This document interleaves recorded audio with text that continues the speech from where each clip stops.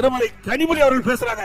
அண்ணா திமுக கட்சியுடைய அலுவலகம் டெல்லியில் இருக்கிற மரியாதைக்குரிய உள்துறை அமைச்சர் வீட்டில் இருக்குதான். அந்த அம்மா கனவு கண்டது என்னமோ தெரியல. அண்ணா திமுக உடைக்க சதி செஞ்சீங்க, அண்ணா திமுக பிளக்க சதி செஞ்சீங்க. 400 கோடி நாங்க கொண்டாந்தோம். திமுக ஆட்சிக்கு பிறகு நாம் பெற்ற பிள்ளைக்கு அவர்கள் பேர் வச்சுட்டு போயிட்டோம். ஆக அனைத்து இந்திய அண்ணா திராவிட முன்னேற்ற கழக ஆட்சியில 1000 ரூபாய் கடைக்கு வரி போட்டு இருந்தா திமுக ஆட்சியில 2000 ரூபாய் வரி கட்டணும். ஆக இன்றைக்கு கொள்ளையடிக்கின்ற அரசாக இன்றைக்கு திராவிட முன்னேற்ற கழக அரசு உருவெடுத்து விட்டது. எல்லா வகையிலும் ஊழல், ஊழல் இல்லாத துறையே கிடையாது. எல்லா துறையிலும் ஊழல் இல்ல. கிட்டத்தட்ட 1.5 கோடி பாட்டில் விற்பனை ஆகுது டாஸ்மாக் கடையில. இந்த துறையுடைய அமைச்சரே நாங்கெல்லாம் 10 ரூபாய் கூடுதலா வாங்கினது உண்மைதான் அப்படின்னு சொல்லிட்டாரு. இந்த பணம் எங்க போகுது? இதே நேரத்தில் திராவிட முன்னேற்ற கழகத்திற்கு ஒரு சோதனை வந்த பொழுது உங்களுடைய கட்சி அலுவலகத்தை இங்கே திமுக பிரிந்து சென்றவர்கள் கைப்பற்ற நினைக்கின்ற பொழுது அதை காப்பாற்றி கொடுத்த கட்சியினுடைய தலைவி புரட்சி தலைவி அம்மா என்பதை மறந்து விடாதீர்கள்.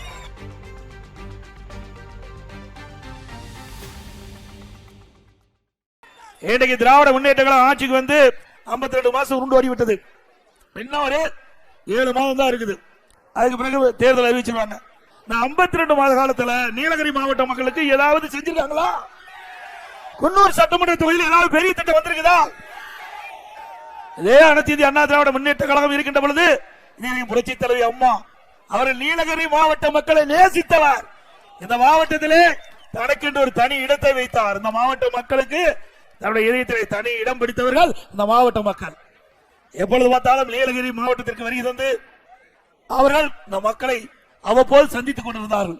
துரதிர்ஷ்டவசமாக இந்த மண்ணிலை மறைந்தாலும் மாண்புக அம்மாவர்கள் எப்படி இந்த மலை கிராமத்தில் இருக்கின்ற நீலகிரி மாவட்ட மக்களை நேசித்தார்களோ அதே போல இன்றைய தினமும் அனைத்து இந்திய அண்ணா திராவிட முன்னேற்ற கழக நிர்வாகிகளும் தொண்டர்கள் உங்களை நாங்கள் நேசித்துக் கொண்டிருக்கின்றோம்.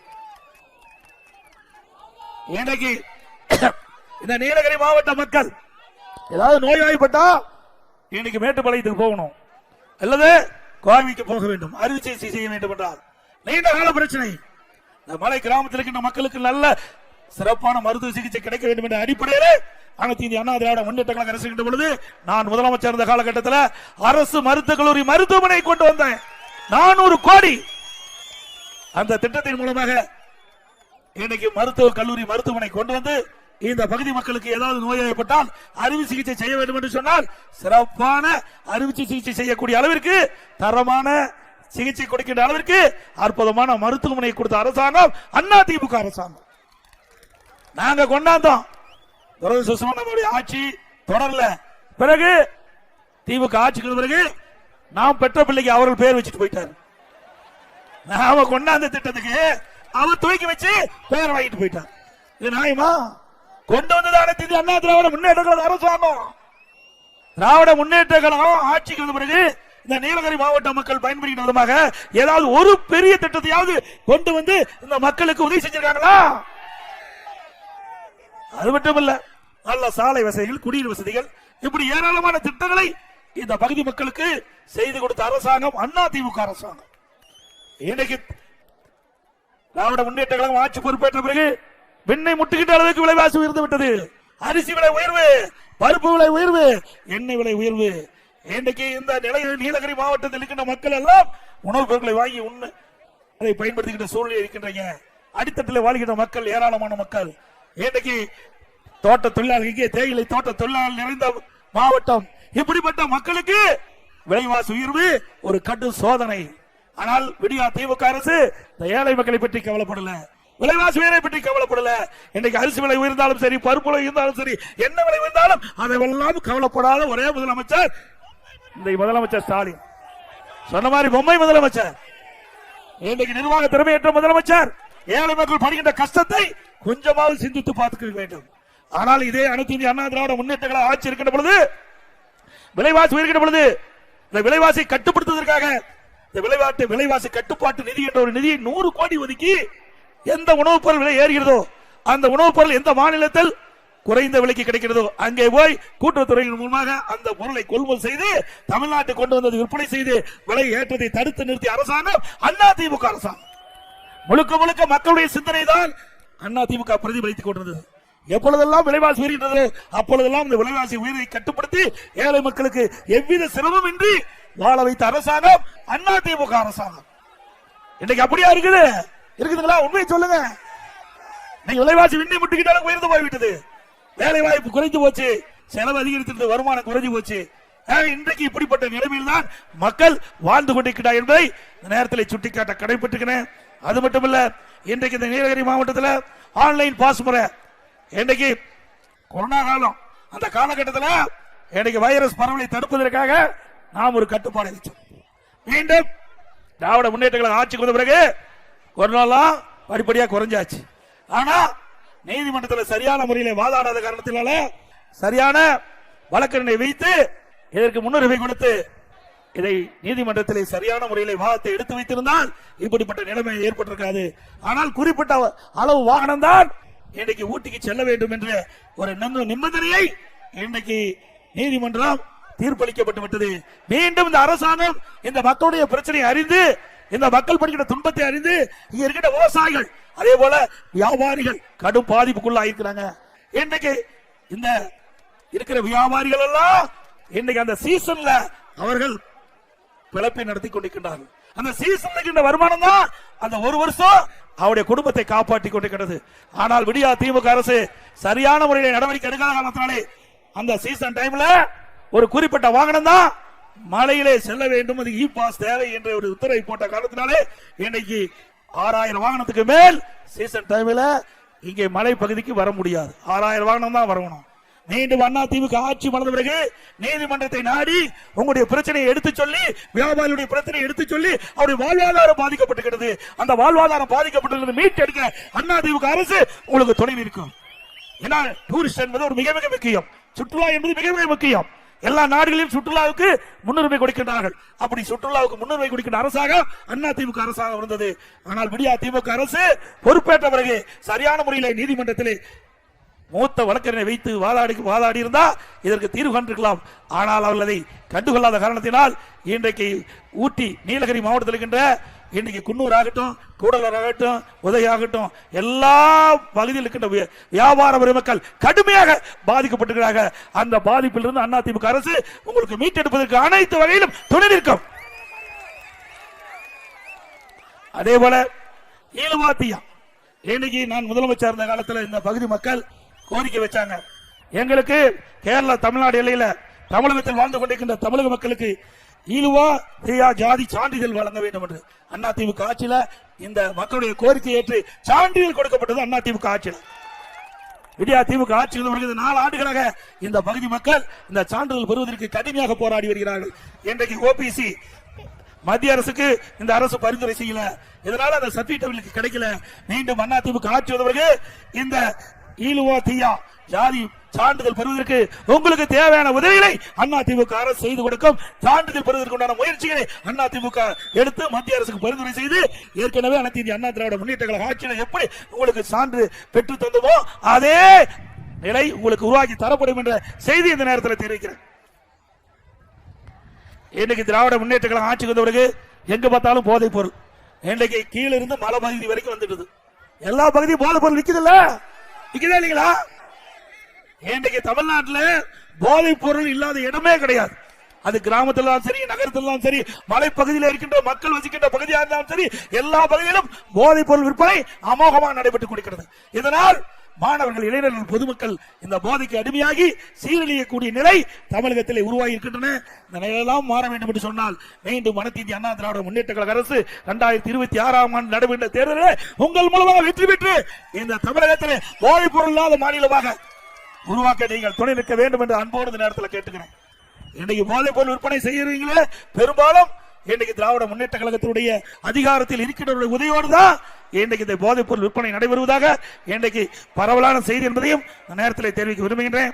அது மட்டுமல்ல, இன்றைக்கு மலைப்பகுதியில் இருக்கின்ற மக்கள் வீடு கட்டுறதா மிக மிக சிரமப்பட்டுக் கொண்டிருக்கிறாங்க.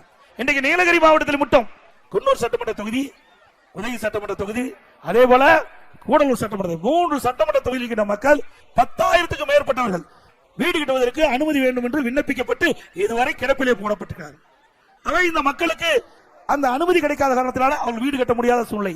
மீண்டும் அண்ணா திமுக ஆட்சிக்கு வந்த பிறகு இந்த மனுக்கள் எல்லாம் பரிசீலிக்கப்பட்டு தகுதியானவர்கள் அனைவருக்கும் வீடு கட்டுவதற்கு அனுமதி கிடைக்கும் என்பதை இந்த நேரத்தில் தெரிவிக்கிறேன். அது மட்டுமல்ல, அண்ணா திமுக ஆட்சி இருக்கின்ற பொழுது இந்த வீடு கட்டுவதற்கு அனுமதி வெறும் 37,000 ரூபாய் 1000 சதுரடி கொடுத்துட்டு இருந்தோம். இது நகராட்சி பகுதியாக இருந்தால், அதே நகராட்சி பகுதியாக இருந்தால் 74,000 ரூபாய் அந்த வீடு கட்டுகிறதுக்கு 1000 சதுர வீடு கட்டுவதற்கு அனுமதி வாங்க வேண்டும் என்று சொன்னால் 74,000 ரூபாய் நீங்க இந்த அனுமதி கட்டணம் கட்ட வேணும்.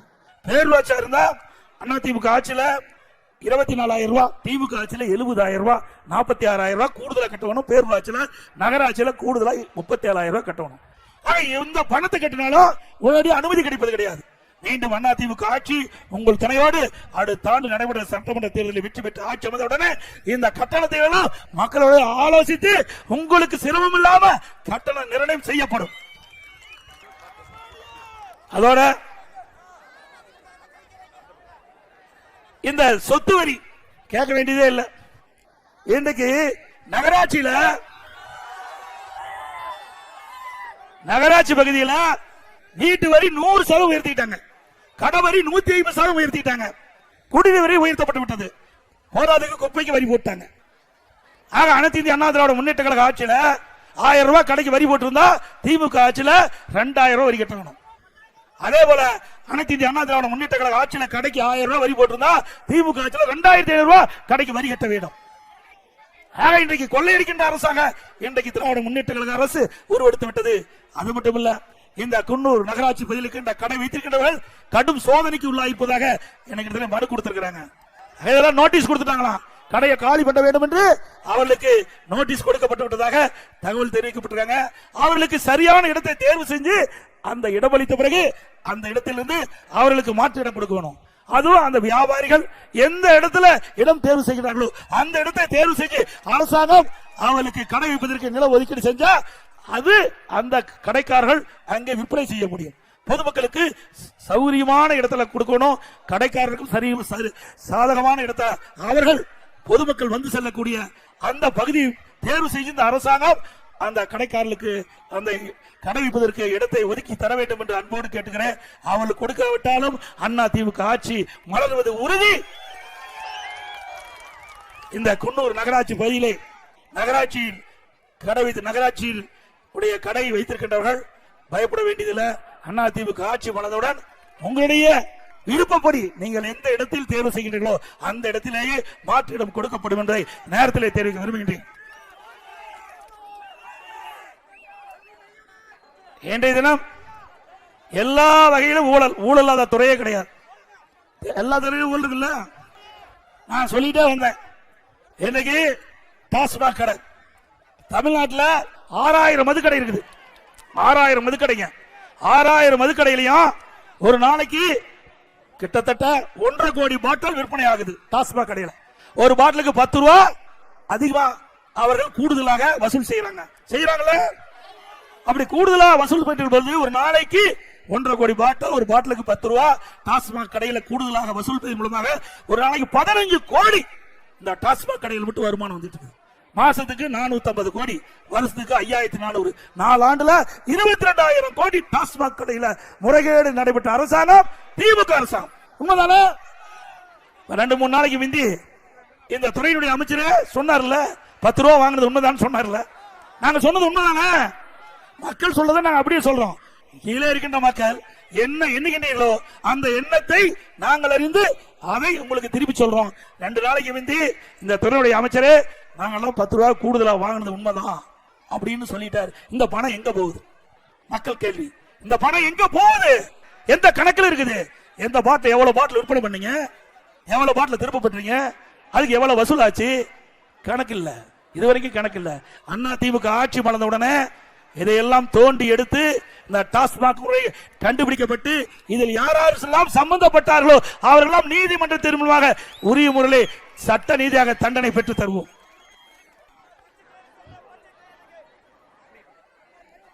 அதே போல அதிமுக ஆட்சி இருக்கின்ற பொழுது கொரோனா காலம் உங்களுக்கு நல்லா தெரியும். ஒரு ஆண்டு மக்களுக்கு வேலை வாய்ப்பு இல்லாமல் இருந்தது.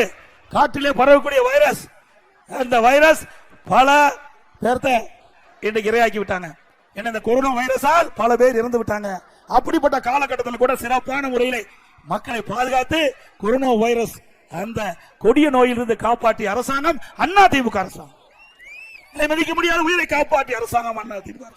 கடுமையான சோதனை அந்த காலகட்டத்தில் கூட மக்கள் பாதிக்கப்படக்கூடாது என்பதற்காக ரேஷன் கடையில் 12 மாதம் விளையிற அரிசி விலையில்லா என்ன, விலையில்லா சர்க்கரை கொடுத்த ஒரே அரசாங்கம் அண்ணா திமுக அரசாங்கம். கொடுத்தோம்ல, பணம் கார்டுக்கு 1000 ரூபாய் பணம் வேற கொடுத்தோம்.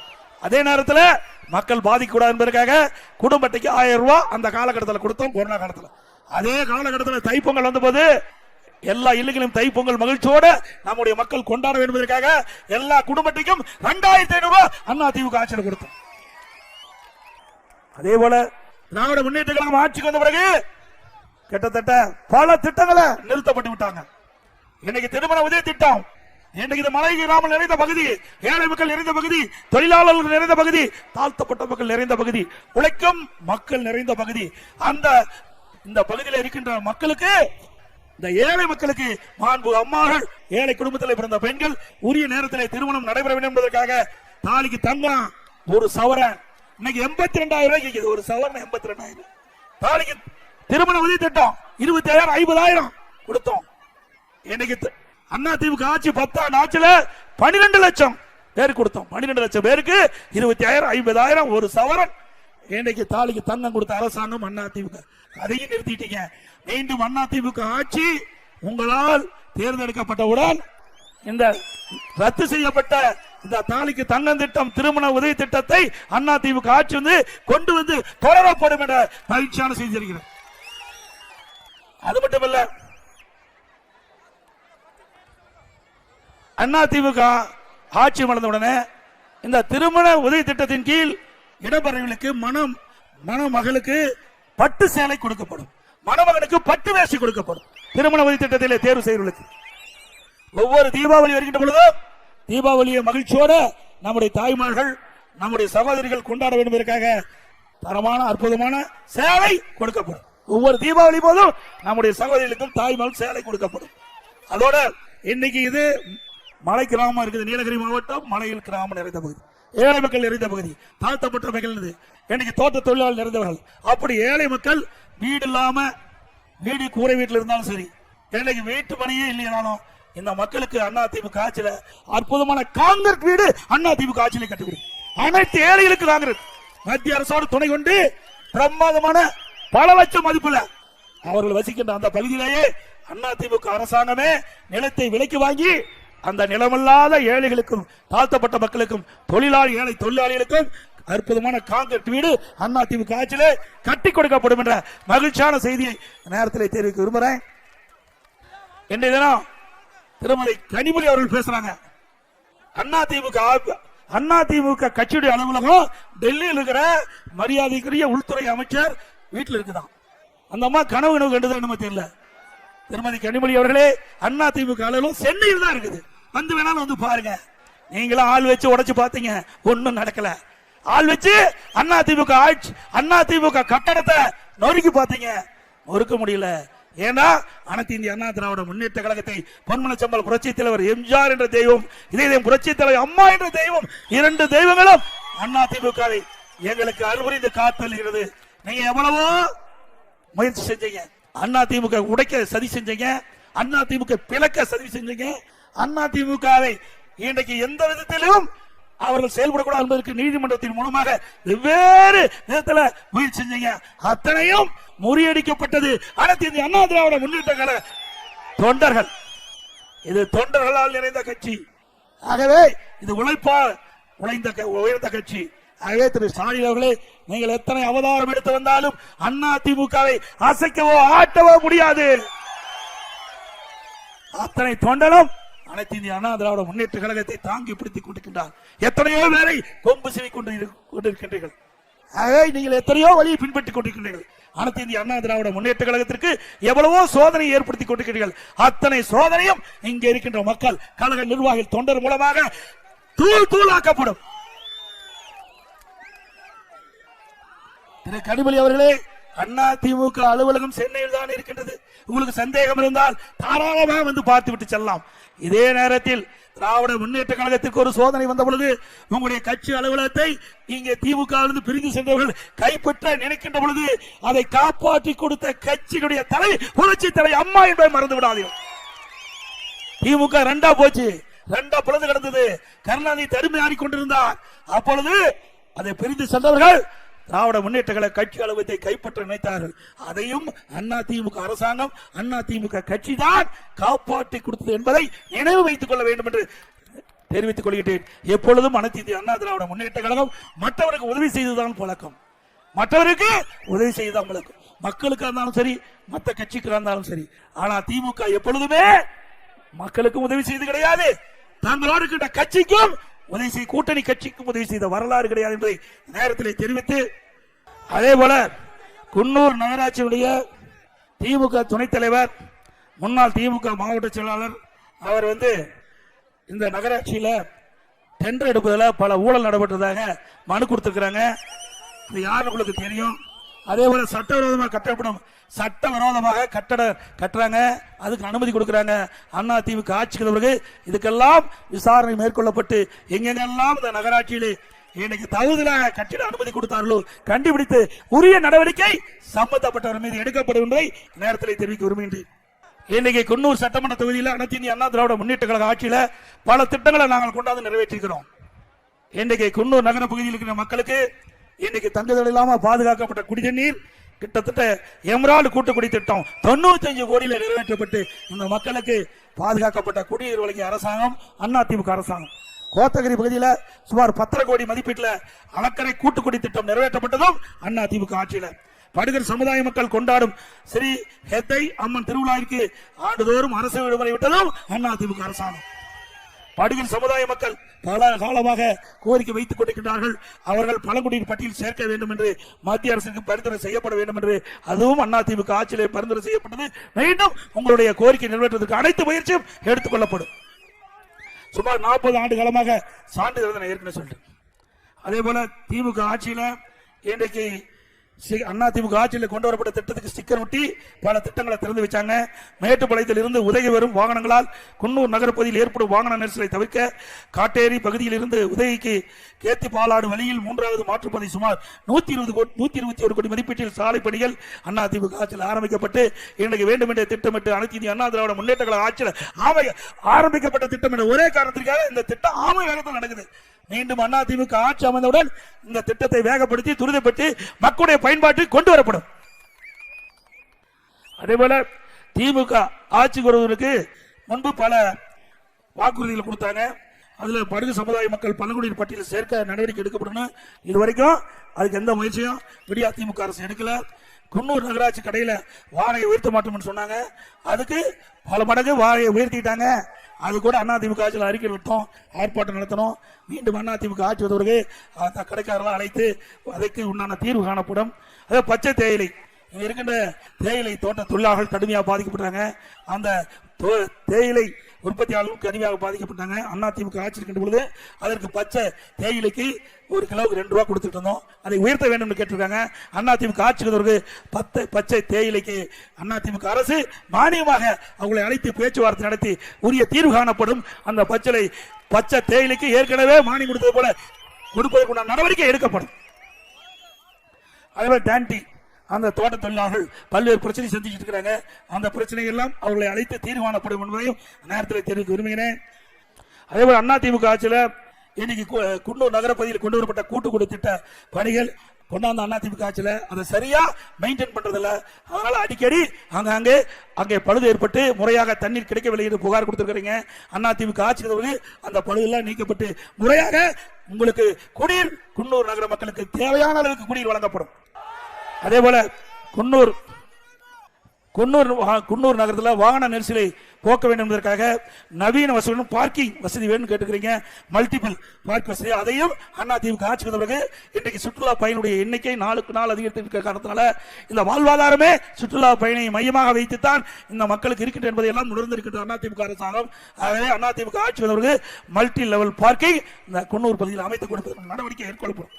இந்த எழுச்சி பயண நிகழ்ச்சி சிறப்பாக நடைபெறுவதற்கு உறுதுணையாக விளங்கிய மரியாதைக்குரிய கழகத்துடைய பொறுப்பாளர் திரு பி ஜெயராமன் எக்ஸ்-எம்சி அவர்களே, திரு டைக்கல் ஹில் மணி அவர்களே, திரு எல் மணி அவர்களே, திருமதி டி உஷா அவர்களே, திரு கே மாதவன் அவர்களே, குன்னூர் நகர கழக செயலாளர் திரு டி சரவணகுமார் அவர்களே, ஒன்றிய கழக செயலாளர்கள் திரு கே பி ஹேம்சந்த் அவர்களே, திரு பேரட்டி பி ராஜ் அவர்களே, திரு SMT தங்கவேல் அவர்களே, திரு K கிருஷ்ணன் அவர்களே, திரு A குமார் அவர்களே, திரு S வேலு என்ற ஸ்டீபன் அவர்களே, பேரூர் கழகத்துடைய செயலாளர் திரு A சுப்பிரமணியன் என்ற நஞ்சு அவர்களே மற்றும் நகரிய செயலாளர் திரு துரைராஜ் அவர்களே, பேரூர் கழக செயலாளர் திரு பி ராமலிங்கம் அவர்களே, திரு S சீனிவாசன் அவர்களே, திரு வி சஜி என்கின்ற சஜீவன் அவர்களே, டாக்டர் S குருமூர்த்தி அவர்களே, திருமதி ஜெயம் சாந்தா என்கின்ற சாந்தி பாஸ்கர் அவர்களே, திரு ஒய் சர்தார் அவர்களே, திரு கோட்டகல் சீனிவாசன் அவர்களே, திரு S சதீஷ்குமார் அவர்களே, திரு T கிச்சா என்ற கிருஷ்ணமூர்த்தி அவர்களே, திரு N சிவகுமார் என்ற ரஜினி அவர்களே மற்றும் கூட்டணி கட்சியில் அங்கம் வகிக்கின்ற பாஜக மாவட்ட தலைவர் திரு A தருமன் அவர்களே, தமாக மாவட்ட திரு மனோஜ் மணி அவர்களே, IJK மாவட்ட கழக நிர்வாகிகளே, பாரதிய ஜனதா கட்சியினுடைய பல்வேறு மட்டத்தில் இருக்கின்ற நிர்வாகிகளே, தமாக மாவட்டத்தில் இருக்கின்ற பல்வேறு நிர்வாகிகளே மற்றும் வருகின்ற கழகத்துடைய அனைத்து மட்ட நிர்வாகிகளே, பெரியோர்களே, தாய்மார்களே அனைவருக்கும் முதற்கண் நன்றியை மீண்டும் ஒரு முறை நன்றியை தெரிவித்து அடுத்த ஆண்டு 2026 ஆண்டு நடைபெற்ற சட்டமன்ற பொதுத் தேர்தலிலே அனைத்து இந்திய அண்ணா திராவிட முன்னேற்ற கழக வேட்பாளர் நிறுத்தப்பட்டால் அவருக்கு இரட்டை சின்னத்தினை வாக்களித்து வெற்றி பெற செய்யும். ஒருவேளை கூட்டணிக்கு ஒழுங்கப்பட்டால் கூட்டணி வேட்பாளர் சின்னத்தை வாக்களிக்க வேண்டும் என்று அன்போடு கேட்டு மக்களை காப்போம், தமிழகத்தை மீட்போம், மக்களை தமிழகத்தை பாய் பாய் ஸ்டாலின். நன்றி, வணக்கம்.